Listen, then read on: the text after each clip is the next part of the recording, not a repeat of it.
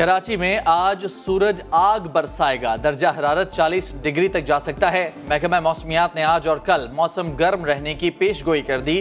ماہرین صحت نے شہریوں کو دن 11 بجے سے شام 4 بجے تک گھروں میں رہنے کی ہدایت کر دی۔ ہلکا لباس پہنیے اور گھروں سے باہر نہ نکلیں غیر ضروری طور پر، اور یہ چونکہ کووڈ کا بھی زمانہ ہے تو اس لیے ہم ہر ایک کو یہی کہتے ہیں کہ آپ گھروں سے غیر ضروری طور پر گھروں سے باہر نہ نکلیں۔ عوام کے لیے بڑی خبر، لاک ڈاؤن نرم کرنے کا فیصلہ۔ National command and operation centre کا اجلاس آج ہوگا۔ چاروں وزرائے اعلیٰ ویڈیو لنک کے ذریعے اجلاس میں شرکت کریں گے۔ نرمی پر عمل درآمد قومی رابطہ کمیٹی کی منظوری سے ہوگا۔ سندھ حکومت بھی لاک ڈاؤن میں نرمی کی حامی۔ وزیر توانائی امتیاز شیخ کہتے ہیں لاک ڈاؤن سے متعلق وفاقی حکومت مشاورت سے جو بھی فیصلہ کرے گی قبول ہوگا۔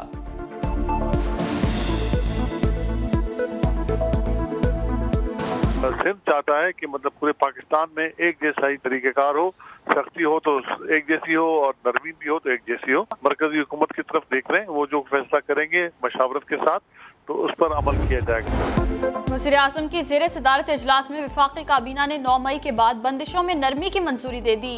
وزیر اطلاع شبلی فراز کہتے ہیں وزیر اعظم بالکل کلیئر ہیں کہ طویل لاک ڈاؤن نہیں چل سکتا۔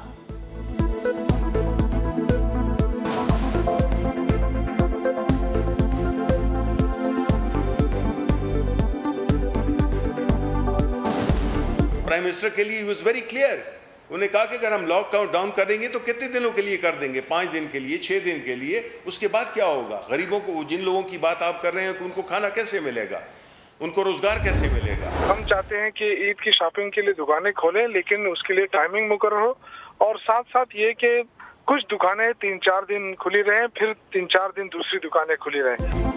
عید شاپنگ کے لیے بازار کھولنے کی SOPs طے کر لی گئیں۔ خیبر پختونخوا کے وزیر شوکت یوسفزئی نے لاک ڈاؤن میں نرمی کا عندیہ دے دیا۔ پنجاب میں بھی 9 مئی سے لاک ڈاؤن مزید نرم کرنے کا فیصلہ۔ 15 رمضان سے کپڑے کی دکانیں 6 گھنٹے کے لیے کھولی جائیں گی۔ ٹیکسٹائل، سٹیل انڈسٹری اور اسپیئر پارٹس کی دکانیں بھی کھلی ہیں۔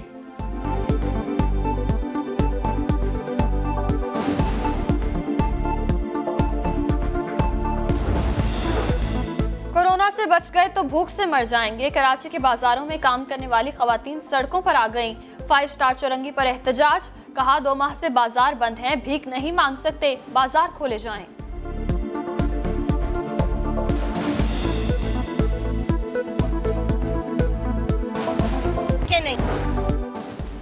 وزارت ریلوے کا 10 مئی سے 42 ٹرینیں چلانے کا فیصلہ۔ شیخ رشید کہتے ہیں صرف 60% آن لائن بکنگ ہوگی، لوگ تنگ ہیں، شٹر ڈاؤن ختم کرنا چاہتے ہیں، مسافر ٹرینیں نہ چلیں تو جولائی میں تنخواہ نہیں دے سکیں گے۔ ابھی تو یہی ہوا ہے کہ لاک ڈاؤن میں نرمی ہوگی، ہم نے ان سے کہا کہ ہم 10 تاریخ کو 40 ٹرینیں چلائیں گے۔ 142 ٹرینیں صرف 42 چلانے لگے ہیں، اب 60% اس میں سیٹیں دیں گے۔ قومی اقلیتی کمیشن میں قادیانیوں کو شامل نہ کرنے کا فیصلہ، وفاقی کابینہ نے اسمبلی منظور کر لی۔ اقلیتی کمیشن کے قیام کی بھی منظوری۔ ہندو اور مسیحی برادری سے 3، سکھ برادری سے 2، کیلاش اور پارسی کمیونٹی کا 1 ممبر ہوگا۔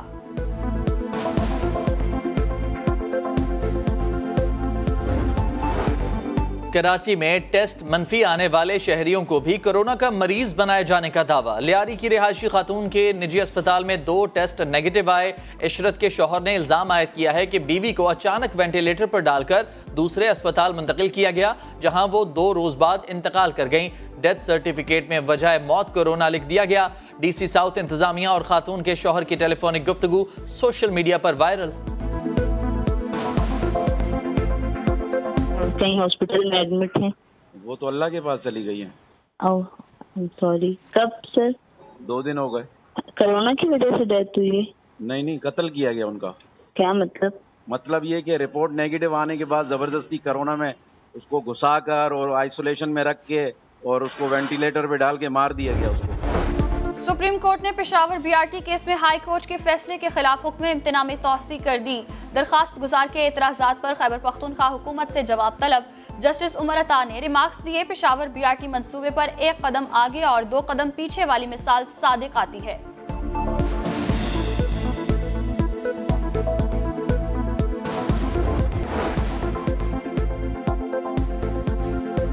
تب آپ نے کیا کرنا ہے. اگر فیکٹریاں کھل رہی ہیں تو آپ نے لوگوں کو آگاہ کرنا ہے اس چیز پہ. حالانکہ یہ جب ہم کھولیں گے فیکٹریز اور دکانیں اور سب چیزیں تو اس میں ذمہ داری جو فیکٹری کا مینیجر ہے اس کی ذمہ داری ہوگی, جو دکان چلاتا ہے اس کی ذمہ داری ہوگی, لیکن عوام کے اندر ہمارے ٹائیگر فورس جا کے لوگوں کو آگاہ کرے گی. سب سے بڑی تو یہ ذمہ داری ہے, کیونکہ یہ سب سے بڑا ہمارے لیے چیلنج اب ہوگا کہ ایک طرف لوگوں کو کرونا سے بھی بچائیں اور دوسری طرف ہم یہ بھی دیکھیں کہ لوگ بے روزگاری سے, بھوک سے نہ مریں, تو ان کے لیے روزگار بھی ہو اور پھر کرونا سے بھی بچائیں. اس بیلنس کے لیے آپ ٹائیگرز کی ضرورت پڑے گی کہ پبلک کے اندر یہ اویئرنیس کیمپین کریں, لوگوں کو آگاہ کریں کہ کن شرائط کے مطابق ہم لاک ڈاؤن کو کھول رہے ہیں. دوسری چیز جو میں پہلے کہہ چکا ہوں, مسجدیں, ان کے اندر یوٹیلیٹی سٹورز, میں بھی کہوں گا بھی ہمارے یوٹیلیٹی سٹورز کے چیئرمین بیٹھے ہوئے ہیں.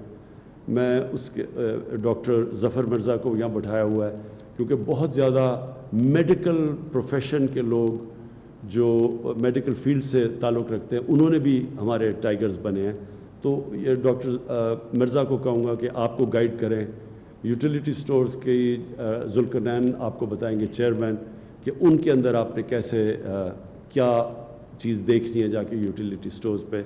میں چاہوں گا کہ عثمان ڈار آپ سے مختصر بات کریں کہ جو انہوں نے سیالکوٹ کے اندر ایک پائلٹ پروجیکٹ کیا ہے والنٹیئرز کے ساتھ, ٹائیگرز کے ساتھ, تو وہ اس کی بھی بات کر سکتے ہیں. تو نمبر 1 چیز کہ ٹائیگر فورس ایک والنٹری فورس ہے. آپ نے کہیں پیسے اکٹھے نہیں کرنے, آپ کا کام یہ نہیں ہے, آپ کو کوئی تنخواہیں نہیں مل رہی, آپ ایک جہاد لڑ رہے ہیں ہمارے ساتھ مل کے, اور آپ جوائن کریں, ایڈمنسٹریشن کے ساتھ مل کے آپ کام کریں گے. تو جو لوکل ایڈمنسٹریشن ہے, جو ایک بڑا پروگرام ہم نے لانچ کیا 2 دن پہلے, وہ ہے کہ ہم جو لوگ بے روزگار ہوئے ہیں, جو اس لاک ڈاؤن کی وجہ سے لوگ بے روزگار ہوئے ہیں, ان کی رجسٹریشن کروانی ہے آپ نے. تو میں آپ جو یونین کاؤنسل کا آفس ہوگا, جو ہماری ایڈمنسٹریشن ہوگی, وہ اس آفس میں وہ ایک ڈیسک بنائے گی اور ادھر آپ لوگوں کو رجسٹر کریں گے. جو لوگ بے روزگار ہوئے ہیں, لوگ خود بھی اپنے آپ کو رجسٹر کر سکتے ہیں, لیکن ہم یہ سمجھتے ہیں کہ وہ جو ویب سائٹ کے اوپر اپنے آپ کو رجسٹر کرنے کی فارم بھرنی ہے وہ شاید زیادہ لوگ نہ کر سکیں. اس لیے آپ میں سے زیادہ تر پڑھے لکھے لوگ ہیں جنہوں نے والنٹیئر کیا, تو آپ ان کی مدد کریں تاکہ وہ رجسٹر کریں, اور پھر ہم ان کو ایک فلٹر کر کے اپنے اساس پروگرام کے ذریعے جو نادرا کے ڈیٹا بیس ہے ان کو فلٹر کریں گے کہ واقعی وہ مستحق ہیں, اور ان کے بعد وہی کیش ٹرانسفر کریں گے جو کہ آپ ابھی اساس پروگرام کی کیش ٹرانسفرز کر رہے ہیں, اور پھر ان کو بھی آپ مانیٹر کریں گے اور ہمیں فیڈ بیک دیتے رہیں گے. اس کے علاوہ جو میں آپ سب سے یہ امید لگاتا ہوں کہ یوٹیلیٹی سٹورز کا میں آپ کو بتا بیٹھا ہوں, آپ نے کہیں بھی ذخیرہ اندوزی دیکھی, آپ نے دیکھا کہ لوگ گندم کو یا اور بھی کھانے پینے کی چیزوں کی ذخیرہ اندوزی کر رہے ہیں, یہ قانون کے خلاف ہے. آپ نے خود ایکشن نہیں لینا, آپ نے جا کے ایڈمنسٹریشن کو بتانا ہے, اور پھر ایڈمنسٹریشن کی ذمہ داری ہے ایکشن لینے کے لیے. یہ جو بھی لوگ یہ غیر قانونی چوز کر رہے ہیں, ذخیرہ اندوزی سے وہ ہوتا کیا ہے کہ قیمتیں اوپر چلی جاتی ہیں, اور اس سے کیا ہوتا ہے کہ جو ہم کیش ٹرانسفر کر رہے ہیں عام لوگوں کے لیے ان کی مدد کرنے کے لیے, تو جب چیزیں مہنگی ہوں گی ان کے ہاتھ سے جو پیسہ ہوگا وہ زیادہ چیزیں نہیں خرید سکے گا. اس لیے یہ آپ کی بہت بڑی ذمہ داری ہے. تو میں آپ چاہوں گا کہ عثمان ڈار آپ ذرا بریفلی بتا دیں کہ آپ نے سیالکوٹ میں جو پائلٹ پروجیکٹ کیا ہے. سیالکوٹ میں جو ہم نے پائلٹ پروجیکٹ کیا, مجھے بڑی خوشی ہو رہی ہے بتاتے ہوئے کہ 68% ٹائیگر فورس کے جو نوجوان تقریباً 20,000 وہاں سے رجسٹر ہوئے تھے, تو انہوں نے رسپانس دیا جب انہیں ذمہ داریاں دی گئیں. ایک تو ہم آپ کو تھرو ایک الیکٹرانک QR کوڈ محکمہ بلدیات اور PDA کی جانب سے شہر کی مختلف شاہراہوں پر لگائے رنگا رنگ اور دلکش پھولوں نے جیسے سما باندھ دیا۔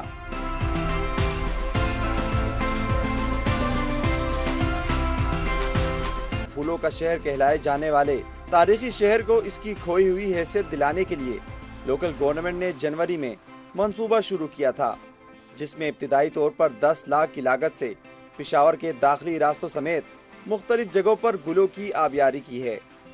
خوشنما پھول دیکھنے والوں کو بھی تازگی کا احساس اور خوشگوار تاثر دے رہے ہیں۔ ان پھولوں کی مہک کورونا وائرس کے خوف سے شہریوں کے سہمے چہرے بھی کھل اٹھتے ہیں۔ کیمرہ مین عابد خان کے ساتھ فیاض احمد، سما، پشاور۔